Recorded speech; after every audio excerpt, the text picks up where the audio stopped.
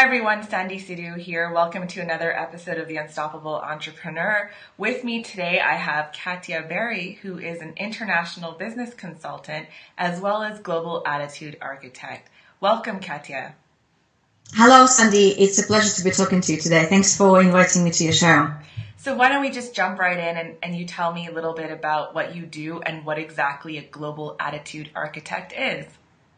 Absolutely. So I work with expats and international entrepreneurs. And for those of you who don't know what an expat is, it's a person who had moved to live outside of their country of origin, either for a short period of time or permanently. It doesn't really matter. And I help those people. I mostly work with trailing spouses, and trailing spouse is a term to describe the other partner who accompanies the part of the family or the part of a couple that actually is going abroad on a work assignment. So I work with their spouses or partners to help them to improve their quality of life whilst they live overseas, and I particularly promote entrepreneurship for trailing spouses. And I also work with already established entrepreneurs, mostly with online entrepreneurs, to help them expand their businesses overseas and find international clients. So the term that I use to describe myself as a global attitude architect, it comes from my personal and professional experience, really, because I am Russian. I come from Moscow in Russia. And at the age of 15, I went to the UK, and I lived there for almost 10 years. I went to school, university. I met my future husband. My husband is Irish, and almost 9 years ago now, we moved to Germany, and we have been here ever since. So everything that I talk about and everything that I teach is based purely, not purely, but directly on my personal experience and experiences of those who are like me. I truly know what I talk about. Therefore, I created such a title for myself. Mm-hmm. So I understand that, you kind of fell into the trailing spouse role, but what compelled you to launch this venture versus trying to establish a career abroad? Yeah, that's very easy. I became a mom almost 6 years ago. I became a mom. And that was by far the best job I had ever had. And motherhood came very naturally to me. It came so naturally to me that we had a second baby 18 months after our first one. And yes, it was planned. So as much as I like being a mom, I decided that I didn't want to stay at home. So I decided to go back to a corporate world and find a job. Because that's where I came from. I came from a corporate background. And I spent about 9 months looking for a job here in Munich. And I had interviews with some of the largest, most interesting corporate multinationals. But I didn't get a single one. And the reason for that was, they're really straightforward here with you. In Germany, they're very direct. The reason was that, we like you, we love your international background, you will fit very nicely within our culture, blah, blah, blah. But the person who we decided to hire had recently been working, sort of politely implying that you've been out of work for 3 years. You have, quite a serious luggage behind you with 2 little ones. It's the current economic climate. It's not the best one. There are many people out there struggling and wanting to find jobs who in some ways are more flexible than I am. Mm-hmm. So I didn't get the job. So I've decided for myself, actually not getting those jobs made me realize that my values and priorities have changed. Now that I was a mom, I didn't want to be working 9 till 5. I didn't want to be doing tasks that, that wouldn't benefit me in any way, from personal or professional purpose.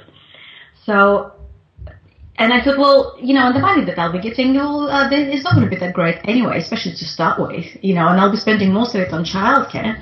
So I thought, the way out of it is to go solo, to establish a business for myself. And then, of course, I thought, well, what can I do? What can I sell? And also, it had to be something that I could pack up with me, with the family, and take it with me anywhere we go, because we would still like to go on another expat assignment with my husband's job. And if it is going to happen, then obviously I can't, for example, have a school or a childcare, a type of a business or a restaurant or a bar. I can't take this with me anywhere I go. So I thought, well, this is what I know. I know how to be an expat. I know how to be a foreigner. I know how to do business across borders. I know a lot about cross-cultural communications. My corporate background lies in areas of training, IT training, professional training, sales and marketing. So I bundled it all together, and here I am today. That's awesome. So it sounds like, you did a lot of reflection to see what sort of how you could package what you've already done in the past and bring that to the world now and offer solutions for entrepreneurs. What do you see as an international business consultant as the challenges for someone who does want to go and do business globally? I think one of the main challenges that most entrepreneurs face when they want to move overseas, expand their businesses overseas, is not understanding the other side of the culture, and also having certain expectations. We are programmed to assume, to think that everybody thinks and behaves in the way that we do at home, and people around us. Even if anywhere you go, all countries are multinational, right? The cultures are very broad and spread out, and we think that, well, if there's other people with different cultural backgrounds who live in my country think the way that I do and understand me, therefore, if I go to another country, it will be the same. Well, that's not necessarily true. And sometimes this culture shock can really hit you hard and can really, it could make you think twice, and it could make you even back up a little bit and think, well, I can't do it here. It's difficult for me here because I don't understand that the way they do it. People here, why do they do it like that? So I think, depending how people live, behave, and why they do things like that, and being able to establish that a special relationship with the other party, with the other culture, is hugely, hugely important. Mm-hmm. So what considerations does someone who is an online entrepreneur who doesn't necessarily have like physical location, what would they have to take into consideration if they were thinking of reaching out to potential customers in Europe versus, let's say, North America? Mm-hmm. Well, at first, things like time zones comes into mind straight away. You have to be able to think ahead. For example, if you're doing a promotional material such as webinars or live training or live interviews or calls, you have to bear in mind that if you want to approach people in the UK or Germany, it's there's between 5 and 6 hours difference, say, from the East Coast, right? So you can't do your webinar or your live Twitter chat at 6 o'clock in the evening, because it's going to be 6 o'clock, midnight here in Germany, or 11 o'clock in the evening in the UK. So you have to be very considerate. And then, of course, you have to think about the language barrier. So again, if you're aiming for countries that whose first language is not English, such as Germany, Spain, well, also Europe actually, apart from the UK and Ireland, you really have to understand your market, and you have to be able to understand what the audience that you're trying to reach will be able to understand your language, and also the way that you speak your language. So your accent, your intonation, and the speed of your speech. That's hugely important. And even for those of us, English is my second language, obviously, but I speak it relatively well. But even for native speakers, people will know that understanding different accents and different speed of speech, just for those who speak English, could be really, really difficult. Mm-hmm. And then Another point that I would like to touch upon, particularly to answer the question that you've been asking about, if an entrepreneur from North America was interested to spread the wings into Europe, then I think Europeans are quite laid back and they're still a little bit old-fashioned and conservative. You don't really see it as you see us like screaming and shouting too much and saying, "Oh yeah, let's do it," and this is brilliant. Except maybe around football. Exactly, absolutely, yeah. But like if you've done your research, or if you have ever come across like European entrepreneurs, online entrepreneurs, you will see that they're relatively reserved. They will have nice professional photos done of them.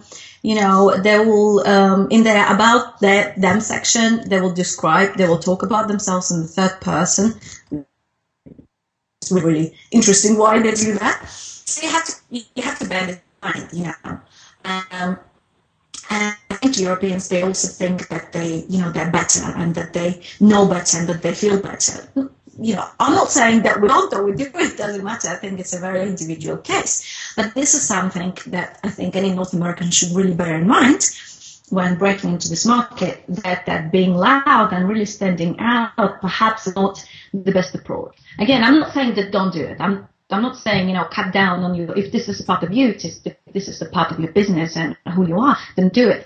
But bear in mind that, if people would not be interested in you and your product as much as you would hope to be, then perhaps you should reconsider the way that you interact and the way that you present information to a different market. And I'm sure the same actually would apply for Asian markets as well. And that's something that will not necessarily just be for Americans, but also for Europeans. If a European person wants to go into Japan or China, then again we have to be respectful of their culture, the way that they like to for information to be presented and received. So have to do our research and find out what people like and what they don't like. And I think the best way to do that will be to connect with the local person from that culture, or maybe another, for example, who lives there, who knows the culture relatively well, and explain to you what the general public would expect and how they would perceive your communication with them. Absolutely. And I think, what you're referring to, communication style, being someone who's based in Canada, I think, we tend to be a little more conservative than our, American counterparts. So I can totally identify with what you're saying when it comes to Europeans being a little bit more conservative and a little less in your face and loud and, when they talk about and they sell themselves. So I think you're absolutely right. When we want to approach people who are sort of different than us or in a different culture, we have to kind of bridge that gap and see how we can sort of speak to them and communicate with them in a way that makes them sort of buy into our message. Yes, definitely. Mm-hmm. So you're doing a Foreignator Summit shortly. Do you want to talk a little bit about that and how that all came together? Yeah, absolutely. So I'm putting together my very first summit, and I'm very excited about that. Seriously, I can't start for it to start now. It starts on the 4th of March and it goes on for 5 days until the 8th of March, so Monday to Friday. And what the reason why I wanted to organize this summit is because I personally haven't come across such summits online where people bring together international entrepreneurs. And most of my guests are actually expats, and those expats who have either built businesses abroad or have, built them and moved them overseas, or have successfully expanded their businesses overseas. So I think there's a huge deal to be learned from expat entrepreneurs. And the topics that I touch upon during my summit are really, really broad. We generally talk about how to build successful business overseas. But for me, business goes hand in hand with life. when people try to differentiate between a business and a life coach, for me, it's like, well, if you're not happy with your life, if your husband doesn't want you to work, then what sort of business are you going to build? And it goes vice versa. If you're spending too much time on your business, then how's your family going to be happy? So therefore, in my summit, I also talk a lot about, my guests' background and how they moved and what have they learned during their moves across countries, across the globe, and what had influenced them to make certain decisions. And they share some really, really interesting advice, very valuable advice with me and my audience. And I think, like I mentioned before, I personally have not seen anything like this online yet. I hope there will be more of this stuff coming about because, the world is growing, and on one hand, on the other hand, it's becoming smaller.